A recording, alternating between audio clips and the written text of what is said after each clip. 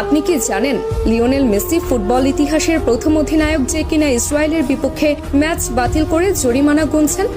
না, আপনি এটা জানবেন কেন? আপনার তো এটা জানার ইচ্ছে নেই, বরং আপনার কাজ মেসির সমালোচনা করা। একটা ছবি পেয়েছেন, অমনি মেসির সমালোচনা শুরু করেছেন। কারণে অকারণে মেসির পেছনে আপনি অকারণে পুরো ক্যারিয়ার জুড়ে লেগেছিলেন।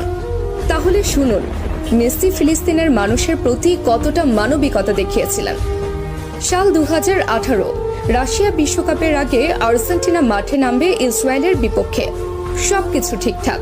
ঠিক সেই মুহূর্তে ফিলিস্তিনের তরফ থেকে জানানো হলো এই ম্যাচটা যেন আর্জেন্টিনা বাতিল করে, কিন্তু আর্জেন্টিনা ফুটবল অ্যাসোসিয়েশনের তরফ থেকে সেটা সম্ভব ছিল না। কেননা এই ম্যাচটা বাতিল করলে মোটা অঙ্কের জরিমানা গুনতে হতো এএফএ কে, আর অর্থনৈতিক দৈন্য দশায় ভোগা আর্জেন্টিনা ফুটবল অ্যাসোসিয়েশনের তরফ থেকে সেটা সম্ভব ছিল না। ঠিক সেই মুহূর্তে ফিলিস্তিনের মানুষ সরাসরি খোলা চিঠি ছুড়েন মেসির কাছে।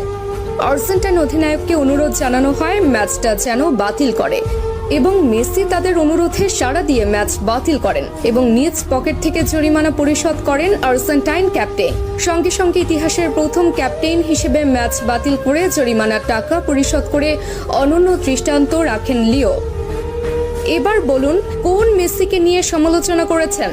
কতজন মানুষ এইভাবে নিজ পকেট থেকে জরিমানা গুনেছেন ফিলিস্তিনের জন্য, বলুন তো? এরপর যদি মেসির সমালোচনা করেন, দয়া করে আয়নায় মুখখানা দেখবেন। এবার আসুন আসি এই ছবির ঘটনায়।